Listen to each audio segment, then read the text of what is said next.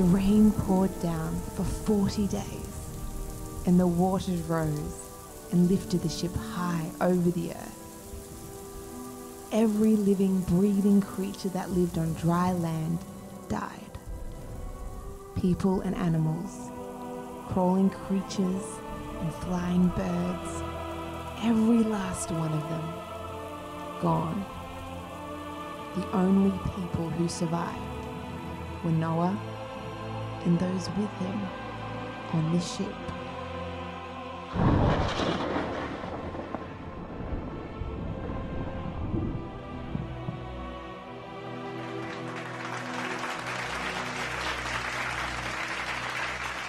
Nos quedan 2 semanas en esta serie. Esta semana quiero contarles la historia del Arca de Noé. ¿Cuántos han escuchado la historia del Arca de Noé?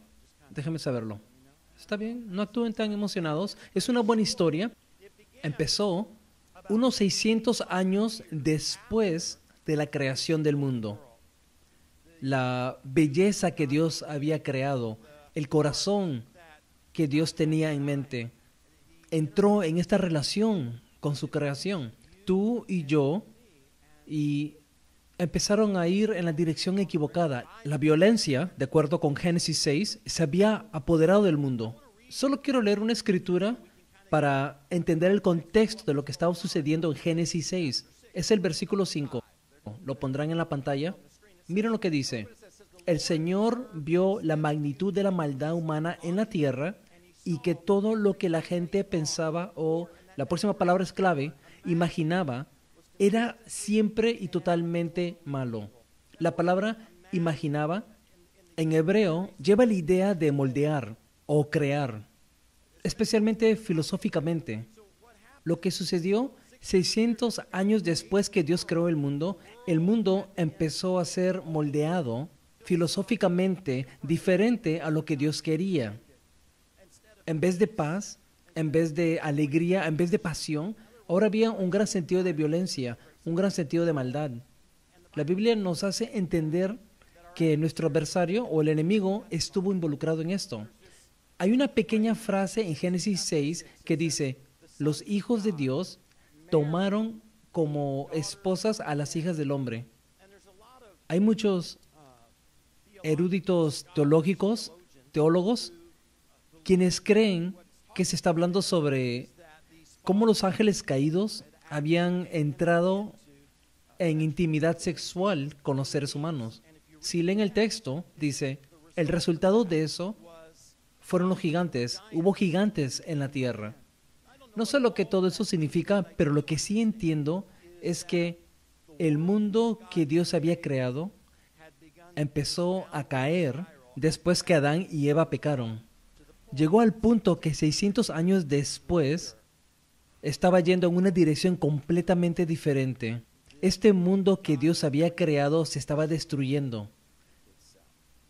Así que Dios decidió, para preservar su creación, iba a traer el juicio divino.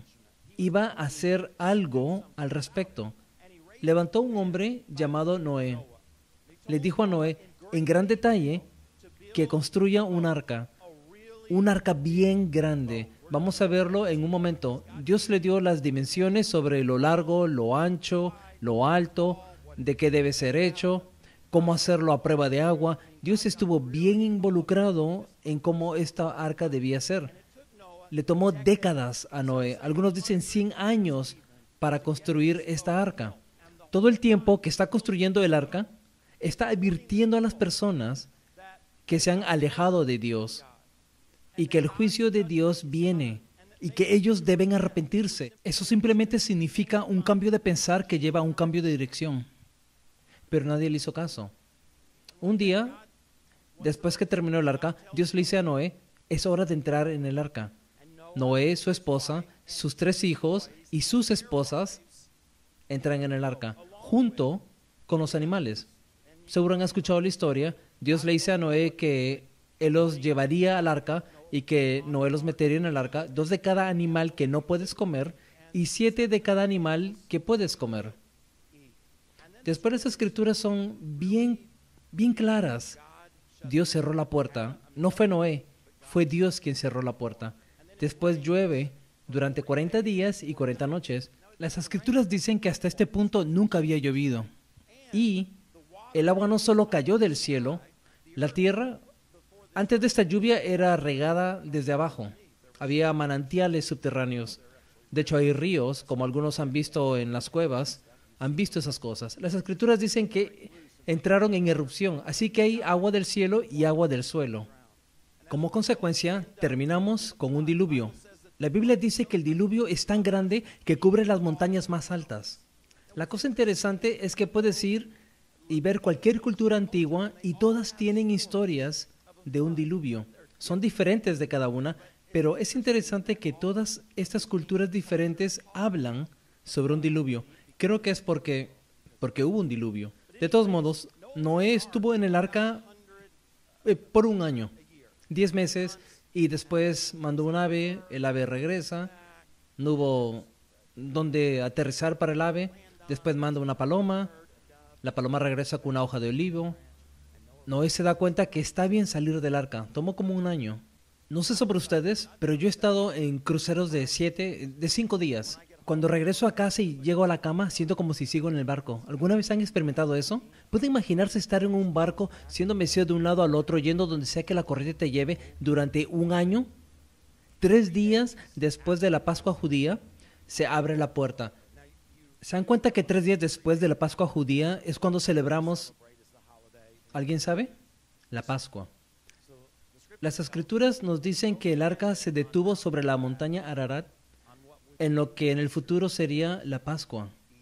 Eso será significativo mientras vemos la historia en detalle en unos momentos.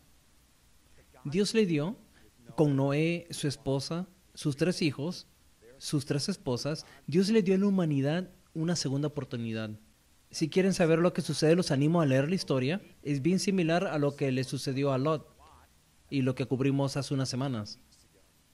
Lo que quiero que miremos una parte del texto que a menudo les da dificultades a las personas.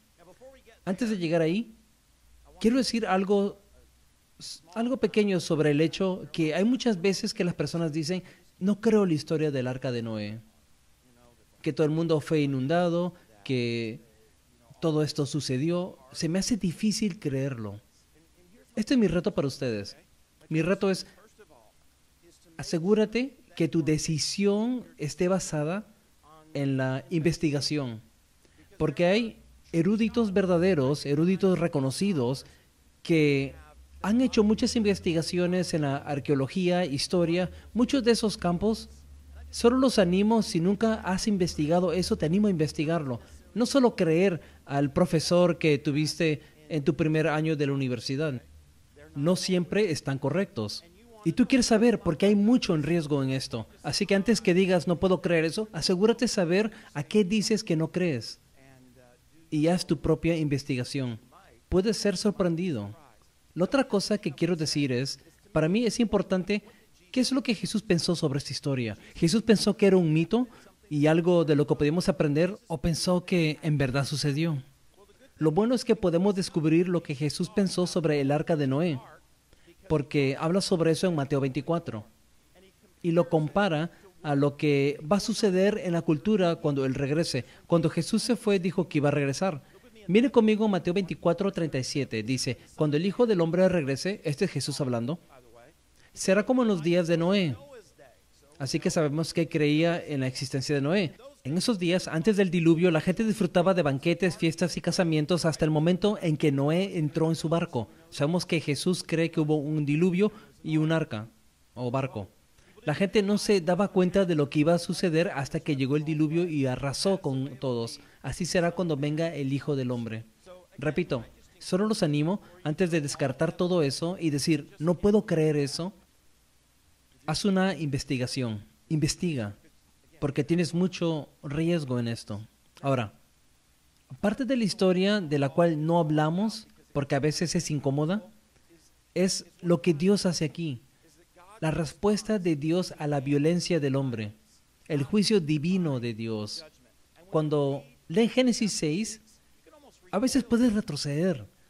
Hay personas que leen eso y dicen, no puedo servir a un Dios así, no me parece ser un Dios amoroso, que responda de esa manera, que borraría a la humanidad del planeta. Vamos a leerlo. En el capítulo 6, versículo 7 dice, entonces el Señor dijo, borraré de la faz de la tierra a esta raza humana que he creado. Así es, y destruiré a todo ser viviente, a todos los seres humanos, a los animales grandes, a los animales pequeños que corren por el suelo, y aún a las aves del cielo. Lamento haberlos creado. En el versículo 11 dice, ahora bien, Dios vio que la tierra se había corrompido y estaba llena de violencia. Dios observó toda la corrupción que había en el mundo porque todos en la tierra eran corruptos. Entonces Dios le dijo a Noé, he decidido destruir a todas las criaturas vivientes porque han llenado la tierra de violencia. Así es, los borraré a todos y también destruiré la tierra. Ahora, cuando leen eso y hay un sentido en ti de retroceder, ¿es eso lo que un Dios amoroso hace? ¿Es así como un Dios amoroso responde?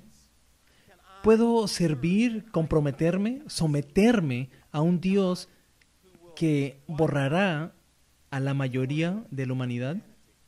Lo que quiero hacer es que entendamos que sin el juicio divino de Dios no hay una respuesta intelectual a la violencia humana.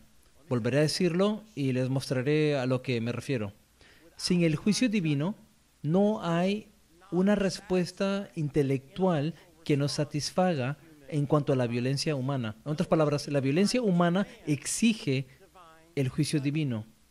Vamos a regresar y ver los versículos 11 al 13, porque quiero que vean cómo esto sucede. Ahora bien, Dios vio que la tierra se había corrompido. Esto es lo que tienen que saber. Cuando leen la palabra corrupción, en el hebreo lleva la idea de destrucción, de destruir o ser destruido. Así que podemos traducirlo a, en vez de corrupción, pueden usar la palabra destrucción o destruir. Dios vio que la tierra se había corrompido y estaba llena de violencia. Dios observó toda la corrupción que había en el mundo porque todos en la tierra eran corruptos. Entonces Dios le dijo a Noé, he decidido destruir a todas las criaturas vivientes porque han llenado la tierra de violencia. Así es, los borraré a todos y también destruiré la tierra. Puse esto en sus notas. Si quieren descargar las notas, lo pueden hacer en nuestra app.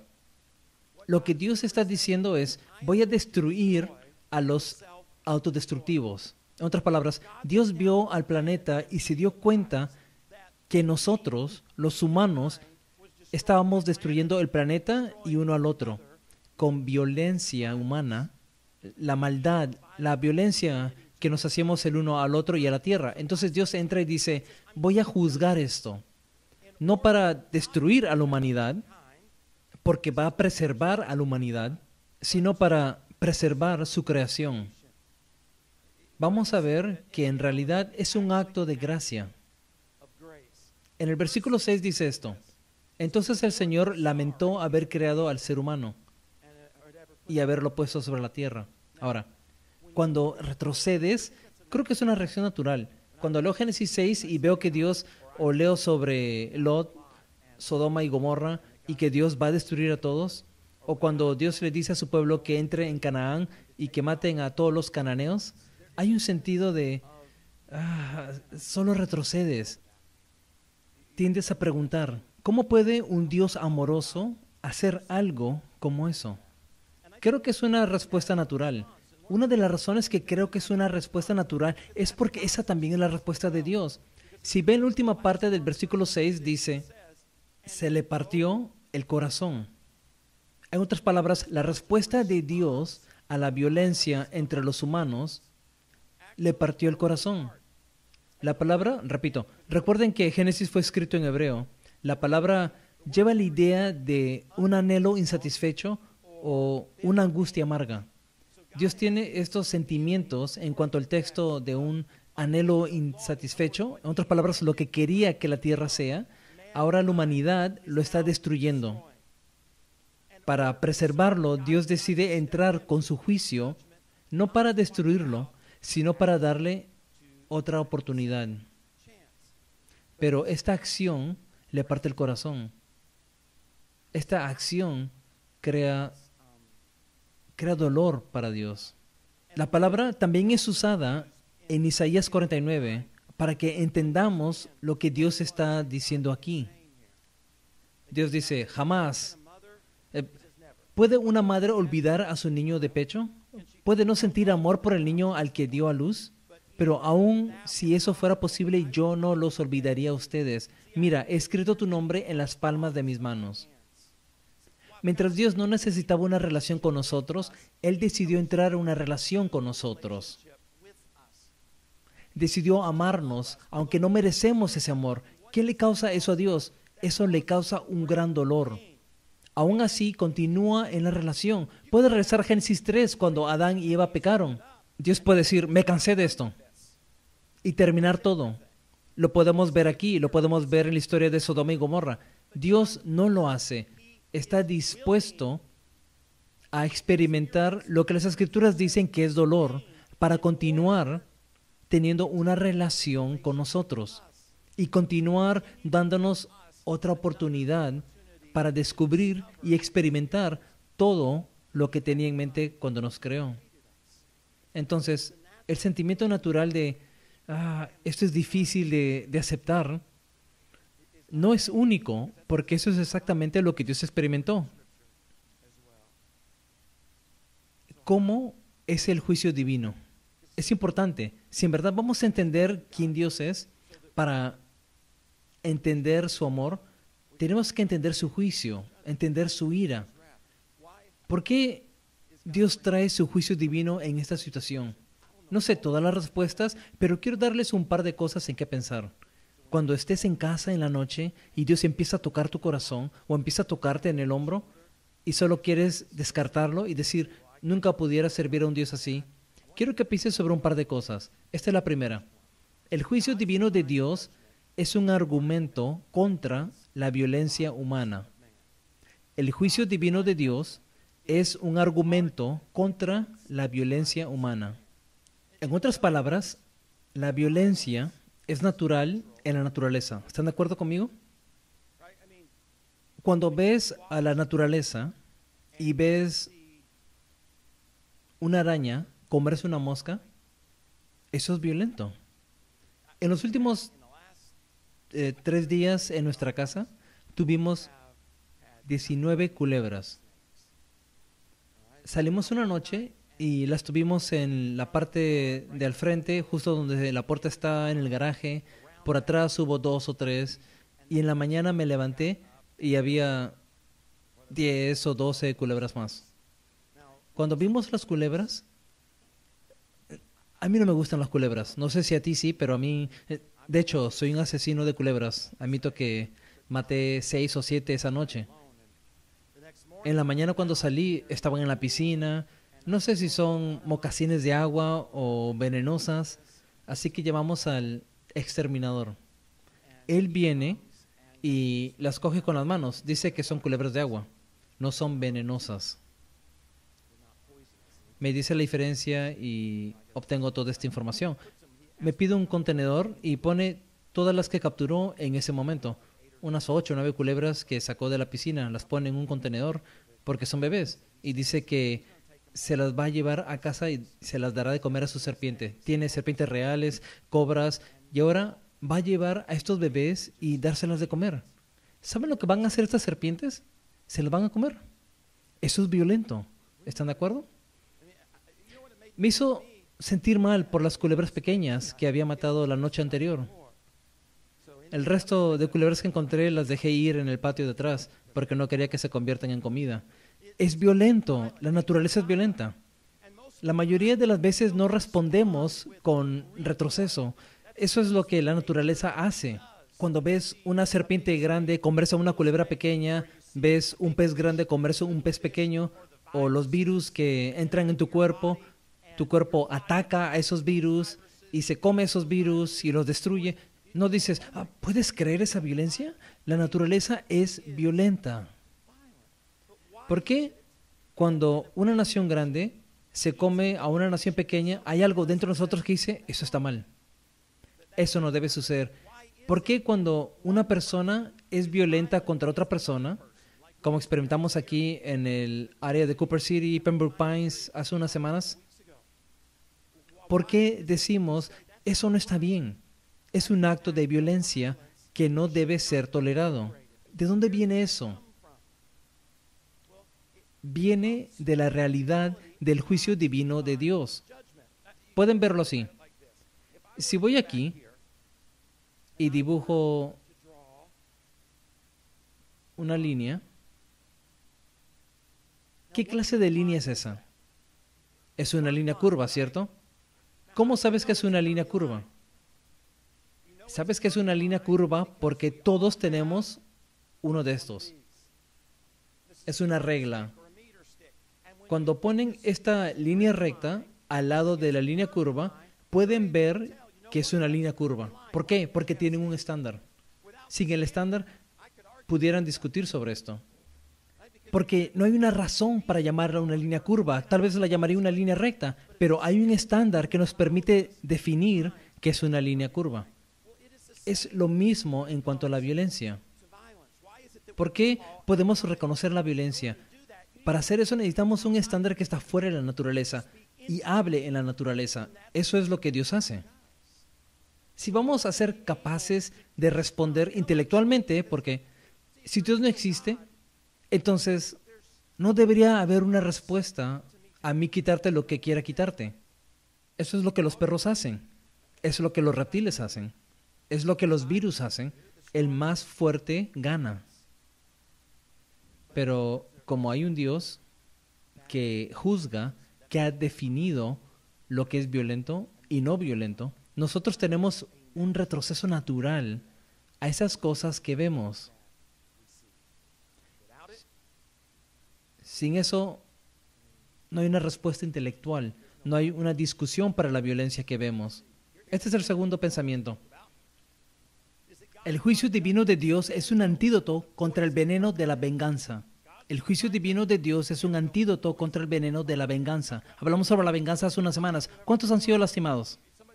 ¿Alguna vez alguien te ha lastimado? No digo que te tropezaste y te caíste. Alguien te hizo algo. ¿Saben de qué estoy hablando? Tal vez dijo, sí acepto, pero no lo hizo. Tal vez te robó algo. Sea lo que sea. Ahora, cuando eso sucede, tenemos el deseo de hacer ¿qué? De vengarnos. Es el deseo natural. El problema con la venganza es que es veneno para nosotros. La venganza, dejada dentro de nosotros, nos traerá amargura, odio, nos traerá frustración, nos destruirá relaciones en el futuro.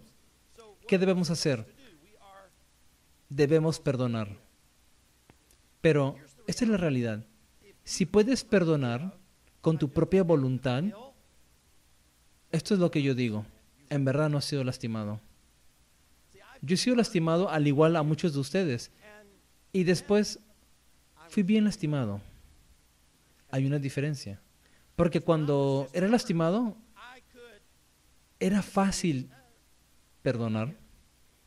Pero cuando en verdad fui lastimado, quería verlos lastimados.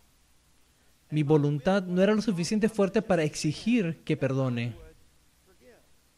Entonces, ¿cómo respondemos a este veneno llamado venganza? Hay una cosa llamada el juicio divino de Dios. En otras palabras, nosotros no tenemos la sabiduría para juzgar a aquellos que nos lastiman. No solo eso, adivinen qué, nosotros tampoco somos perfectos.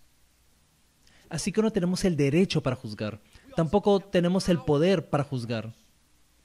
Pero hay uno que tiene el poder, el conocimiento, y es perfecto, que puede juzgar.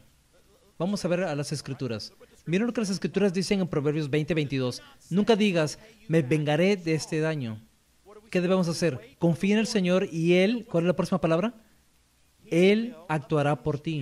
En otras palabras, tú y yo somos capaces de lidiar con este veneno, poder perdonar y continuar. ¿Por qué? Porque Dios ha dicho que Él traerá la justicia.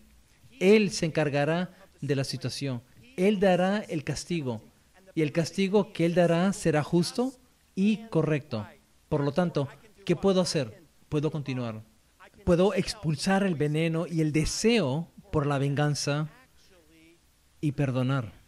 Sin el juicio divino de Dios, yo tengo que vengarme.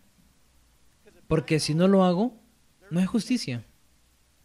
La única justicia es la justicia que yo traiga a la situación. Si me haces mal, adivina qué, vendré por ti. Si no hay juicio divino, ¿qué vas a hacer? Vendrás contra mí. Eso me lleva al tercero que quiero compartir con ustedes. Es la respuesta a la violencia cultural, el juicio de Dios. Hay un filósofo cristiano que enseña en Yale.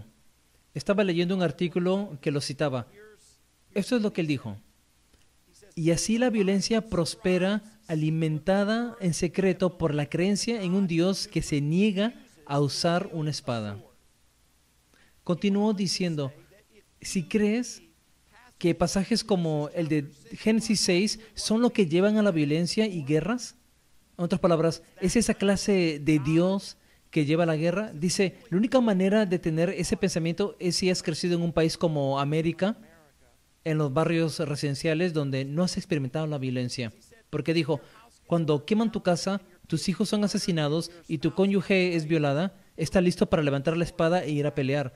Eso empieza un ciclo de violencia sin fin.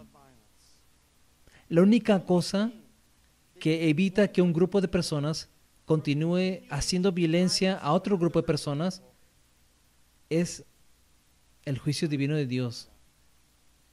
Dios dice que Él traerá la justicia.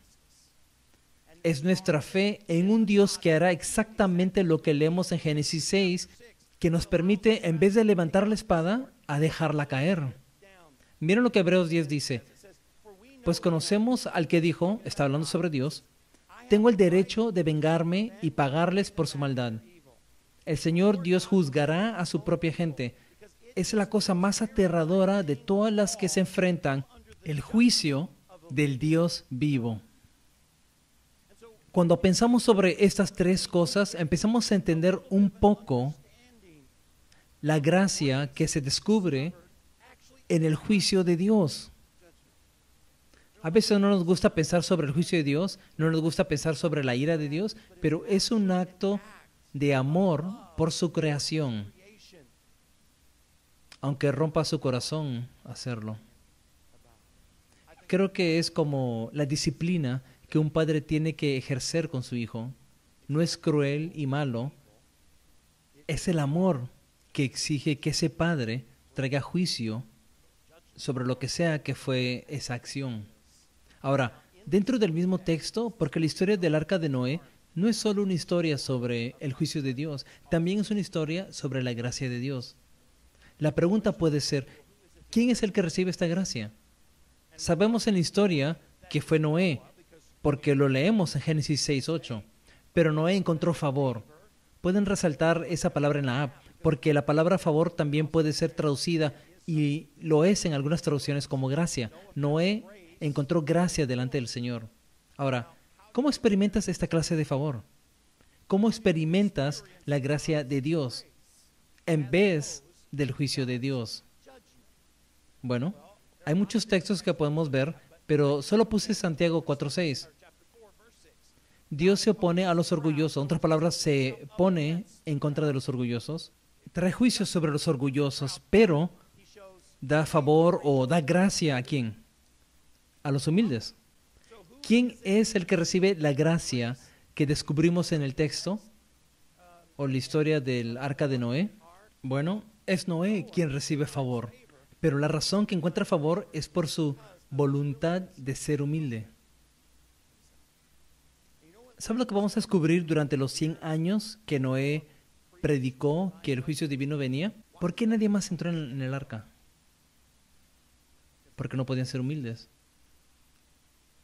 Ser humildes ante Dios, ¿qué significa eso? Significa admitirle a Dios que no puedes hacerlo y confiar en Él.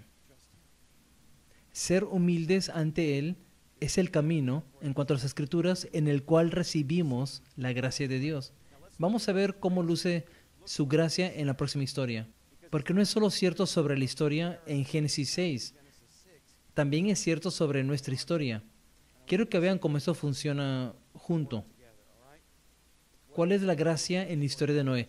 Vemos el juicio, la lluvia, el diluvio, la destrucción viene. El primer acto de gracia que vemos en esta historia es que fueron advertidos sobre el juicio venidero. Fueron advertidos sobre el juicio venidero. Fui recordado sobre un predicador joven. Estaba en una de esas iglesias antiguas, era su primer sermón. Tenían un púlpito grande. ¿Algunos han visto esas iglesias que tienen púlpitos grandes? Estaba predicando sobre el regreso de Dios. Estaba leyendo esa escritura en Apocalipsis donde Jesús dice, yo vengo. Se acerca con mucho poder y dice, yo vengo. No sonó muy bien. Da un paso atrás, se limpia la frente, mira sus notas y dice, yo vengo. Tampoco le gustó. Así que da otro paso atrás, se aclara la garganta. Es su primera vez en la plataforma y está un poco nervioso. Da un paso adelante con mucha fuerza y dice, yo vengo. Cuando hace eso, el púlpito se cae, él sale volando y cae sobre el regazo de una viejita sentada en la primera fila. Pueden imaginárselo, está nervioso, se disculpa y ella dice, pastor, me dijo 3 veces que venía y ni siquiera me moví. De hecho, es mi culpa. Ese soy yo tratando de ser gracioso. Pero sí vemos la gracia de Dios aquí. ¿Por qué? Porque nos lo dice. Dijo, vamos a leerlo. 2 de Pedro 2:5. Noé advirtió al mundo del justo juicio de Dios. Semana tras semana, día tras día, año tras año, década tras década, mientras Noé construía el arca y le preguntaban, ¿por qué construyes un arca? Porque el juicio de Dios viene. El juicio de Dios viene. El juicio de Dios viene. Su respuesta fue rechazarlo. No estar dispuestos a ser humildes. Esta es la razón que esto es importante. Dios nos ha dado esa misma advertencia. Nos ha dicho que viene de nuevo y cuando regrese, ¿qué va a traer? Va a traer juicio. La Biblia dice que toda rodilla se doblará y toda lengua lo declarará. Así que su regreso nuestro corazón algún día dejará de palpitar. En Hebreos dice, está asignado que todo hombre muera una vez y después el juicio. Una y otra vez en el texto de las Escrituras vemos que Dios está advirtiéndonos, el juicio vendrá. Miren lo que dice en 2 de Pedro. Pedro habla sobre esto, dice, sobre todo quiero recordarles que en los últimos días vendrán burladores que se reirán de la verdad. ¿Por qué se burlan de la verdad? Porque siguen sus propios deseos. En otras palabras, no estoy dispuesto a ser humilde a los deseos de Dios para mi vida. No haré eso. Seguiré mis propios deseos. Haré lo que quiero hacer cuando quiera hacerlo y cómo quiera hacerlo. No estoy dispuesto a ser humilde. Dice que ese es el tema. Es el tema que todos tenemos. Es la lucha que todos tenemos. La humildad no es solo decir no soy nadie y Dios es bueno. Eso no es humildad. La humildad es una voluntad de ser humildes hasta el punto de seguirlo a Él, rendirnos a Él, cumplir sus mandamientos, cumplir sus compromisos. Dice, dirán. Esto es lo que las personas dirán en nuestros días. ¿Qué pasó con la promesa de que Jesús iba a volver? Desde tiempos antes de nuestros antepasados, el mundo sigue igual que al principio de la creación. En otras palabras, he escuchado toda mi vida, tal vez tú lo has escuchado, Jesús volverá pronto, mañana, noche o tarde. Prepárense, Jesús viene. Aún no llega. Entonces Pedro dice, eso es lo que las personas dirán. Es lo que dijeron en los días de Noé. ¿Pueden imaginarse después de un año de construir el arca y Noé dice, las lluvias vienen, el juicio de Dios viene? Dice, Noé, llevas años diciendo eso. Has dicho eso durante décadas. ¿No va a venir? Nunca vendrá. Lo que Pedro dice es que nosotros vamos a decir la misma cosa. He escuchado eso toda mi vida. Tengo suficiente tiempo por si sucede. Dice que así es como las personas van a responder. En el versículo 5 dice, deliberadamente olvidarán que hace mucho tiempo Dios hizo los cielos por la orden de su palabra y sacó la tierra de las aguas y la rodeó con agua. Luego usó el agua para destruir el mundo antiguo. Así que Pedro también creyó en el diluvio. Usó el agua para destruir el mundo antiguo con un potente diluvio. Por esa misma palabra, los cielos y la tierra que ahora existen han sido reservados para el fuego. Están guardados para el día del juicio. ¿Qué nos está diciendo Pedro? El juicio vendrá. cuando será destruida la gente que vive sin Dios. ¿Quiénes son las personas que no viven en Dios? Los que no están dispuestos a ser humildes. Dice, cuando será destruida la gente que vive sin Dios. Sin embargo, queridos amigos, hay algo que no deben olvidar. Para el Señor, un día es como 1000 años y 1000 años como un día. En realidad, no es que el Señor sea lento para cumplir su promesa, como algunos piensan. Al contrario, es paciente por amor a ustedes. No quiere que nadie sea destruido. Quiere que todos se arrepientan. Un cambio de pensar que lleva a un cambio de dirección. Quiere que todos sean humildes. Pero el día del Señor llegará tan inesperado como un ladrón. Entonces los cielos desaparecerán con un terrible estruendo, y los mismos elementos se consumirán en el fuego, y la tierra con todo lo que hay en ella quedará sometida a juicio. En otras palabras, lo que dice es que sabemos que el juicio viene, solo no sabemos el día en el que llegará. Dice que así es como fue en los días de Noé. Noé les dijo una y otra vez. Dios no tuvo que decirnos esto. Dios no nos debe nada. Él nos creó. Estuvo dispuesto a morir por nosotros. No nos debe una advertencia. Aún así, en su gracia, grita desde las páginas de las Escrituras, el juicio llegará algún día y será un día normal. Por alguna razón pensamos que lo veremos llegar. El sol estará raro y las estrellas. Todas estas cosas diferentes sucederán. No. ¿Qué dijo sobre los días de Noé? Algunos se casaban ese día, otros iban a trabajar. Era un día normal. Y después llegó la lluvia y era muy tarde. Dice que el regreso de Dios será igual. Yo no sé cuándo será, solo sé que sucederá. Sé que viene y cuando venga, vendrá a juzgar. Nos lo dicen los evangelios, que las cabras estarán en un lado y las ovejas en el otro. También vemos la gracia de Dios. No solo nos advierte, no solo nos lo dice, se los dijo a ellos, también proveyó la salvación. Eso es genial. No solo dijo, miren, fuera cruel si dice que el juicio viene y no hay nada que pueden hacer. Solo van a morir. Eso no fuera bueno. Miren lo que sucede en los versículos 14 al 16. Dios dice, construye una gran barca de maderas de ciprés y cúbrela con brea por dentro y por fuera para que no le entre el agua. Luego construye pisos y establos por todo su interior. Hace la barca de 138 metros de longitud, 23 metros de anchura y 14 metros de altura. Deja una abertura de 46 centímetros por debajo del techo. Alrededor de toda la barca pon la puerta en uno de los costados y construye 3 pisos dentro de la barca, inferior, medio y superior. Ahora, quiero que piensen sobre eso, sí. Dios le dice a Noé, voy a proveer la salvación, voy a proveer seguridad de la lluvia. Tenemos el arca, y el arca es un bote. ¿Qué es la lluvia? ¿Qué es la lluvia que choca contra el arca? Es el juicio de Dios. ¿Cómo dijo Dios que iba a destruir la maldad, la violencia, el pecado? Lo iba a hacer con agua. Entonces, el agua golpea contra el arca, el juicio de Dios va contra el arca, pero no entra. ¿Por qué no entra? ¿Qué dijo? Dijo, quiero que pongas brea por dentro y por fuera. Algunas traducciones lo llaman alquitrán. La palabra hebrea es kapar. En el Nuevo Testamento, esa palabra es traducida como expiación. Significa cubrir. Lo que Dios le dice a Noé es, quiero que pongas el kapar, la expiación, la cobertura por dentro y por fuera. ¿Para hacer qué? Para mantener el juicio afuera.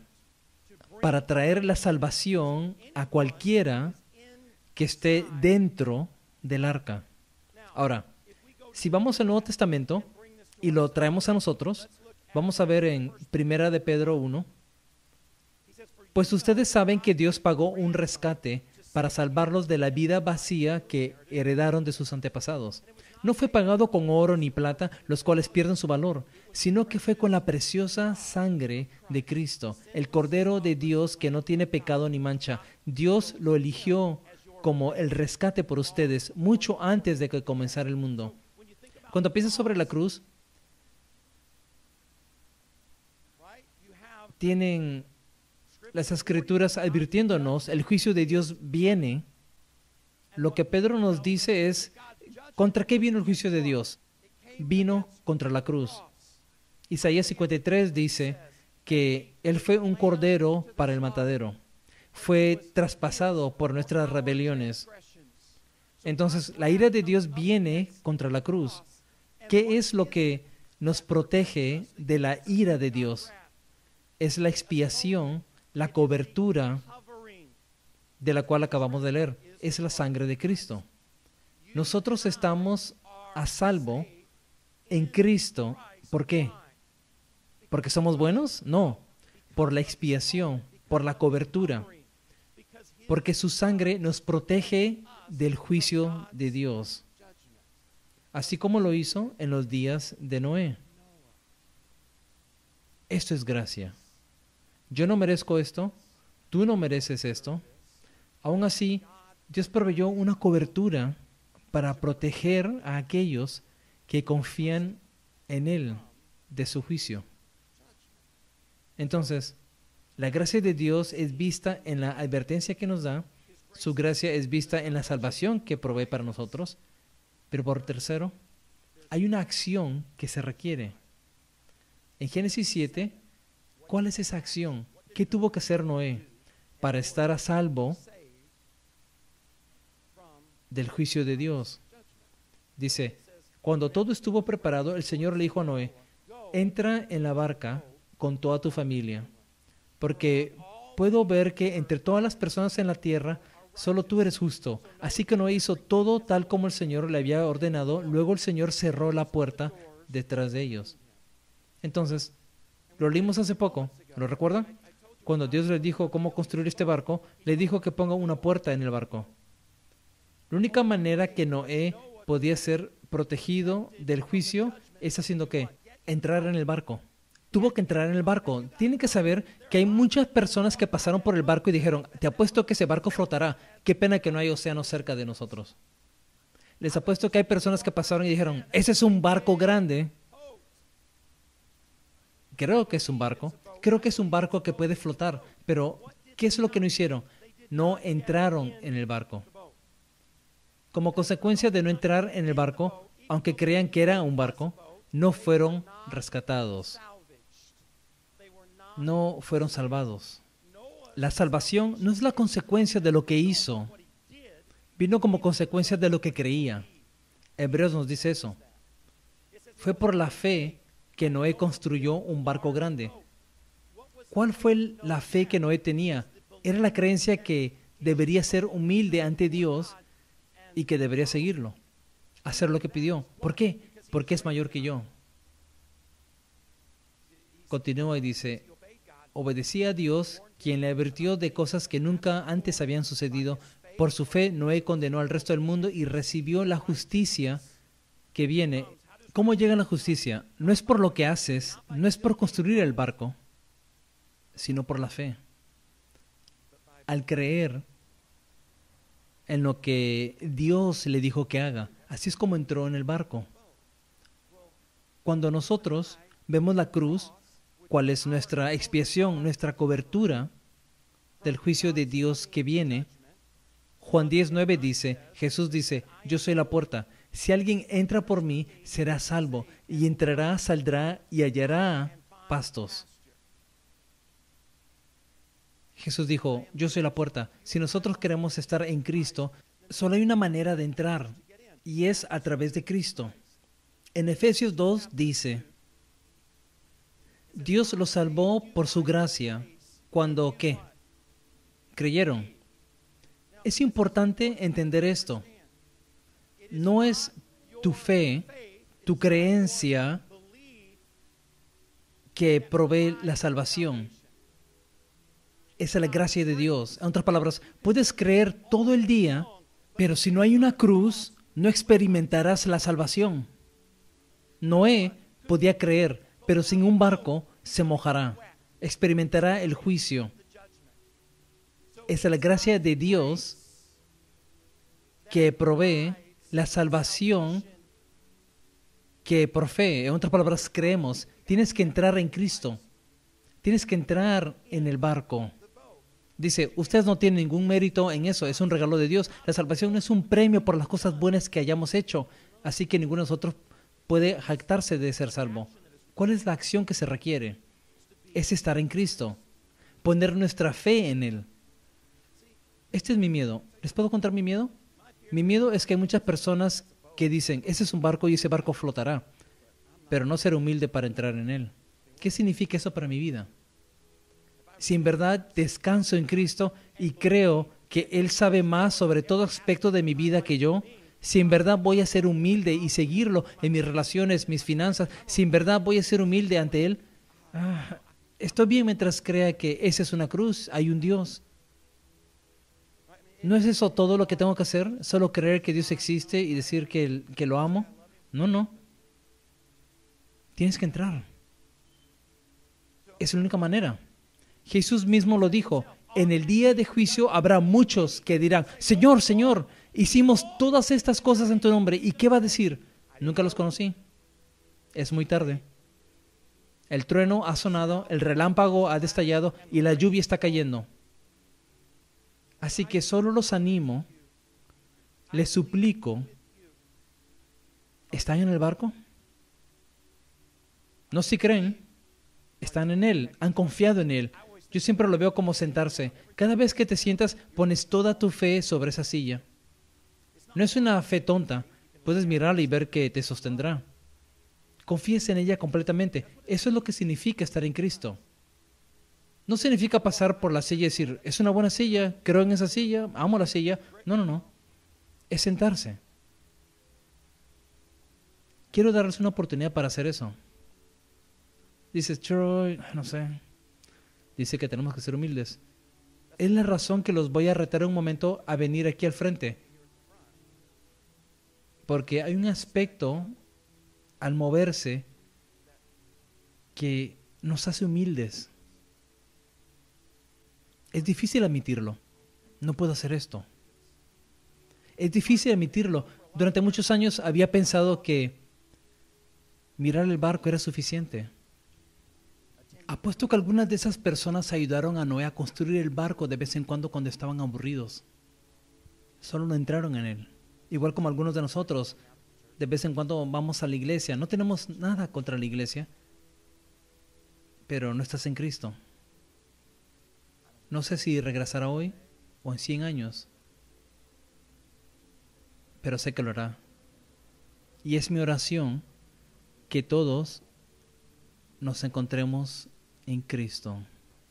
Incline sus rostros. Voy a orar por nosotros.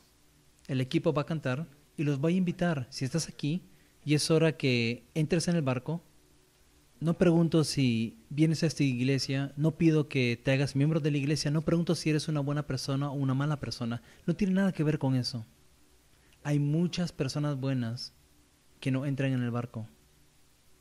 La salvación no se obtiene al ser bueno, se obtiene al ser lo suficiente humildes y poner nuestra fe en Él.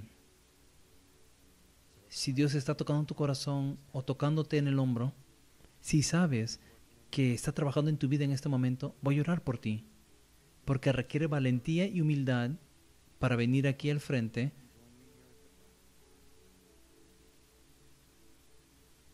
No vamos a hacer nada raro o loco, solo vamos a invocar en el nombre del Señor. La Biblia dice, los que invocan en su nombre serán salvados, estarán en Él. Padre, oro por la valentía y oro que en este día muchos de nosotros entremos en el barco. No hay condenación para aquellos que están en Cristo Jesús. Que el enemigo sea derrotado. Apenas diga amén, ven aquí al frente y al final de la canción vamos a orar juntos. En el nombre de Jesús. Amén.